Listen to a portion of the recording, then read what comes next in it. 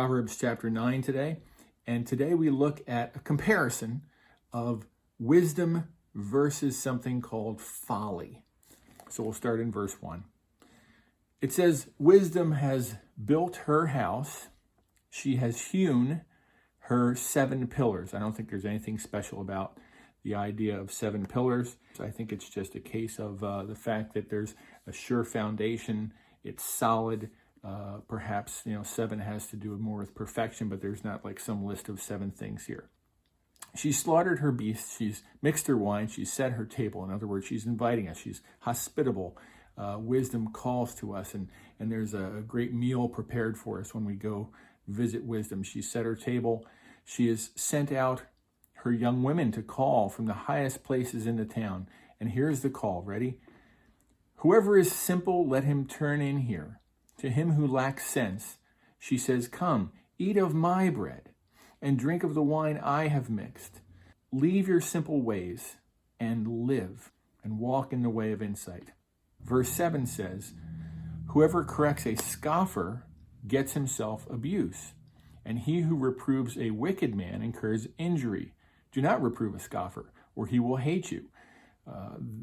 It's foolishness to go around correcting everybody we see, pointing out all the things that people are doing wrong. Don't do this, that's a sin. Don't do this, that's a sin. Oh, don't do this, that's foolishness. If they're wicked of heart, if they're foolish themselves, following around after them, pointing out all the foolish things they're doing is not going to be well received. But look at this. At the end of verse 8, but reprove a wise man, and he will love you. Give instruction to a wise man, and he will be still wiser. Teach a righteous man, and he will increase in learning. Wise people don't mind being corrected. Wise people don't mind if you point out things in their life that are less than the best, and if they're straying into the path of something that might be harmful to them. The wise person knows the difference and when it's right to correct somebody and when you let someone continue on in their foolishness because they're not open to correction. Verse 10, the fear of the Lord is the beginning of wisdom, and the knowledge of the Holy One is insight.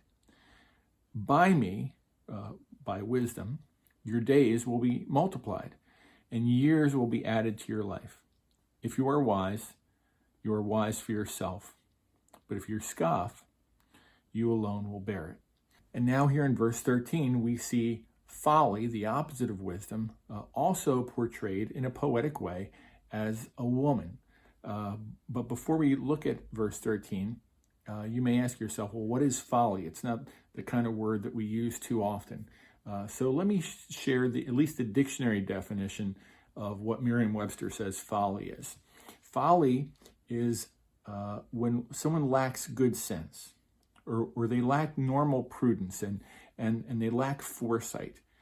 It could be even something that's criminally or tragically foolish in actions or conduct. It's evil, it's wickedness.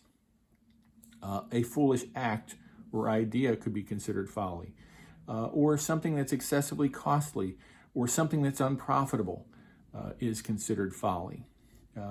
So foolishness is very costly, and we will see that in these next verses. So look at it with me, verse 13. The woman, folly, what's she like? She's loud.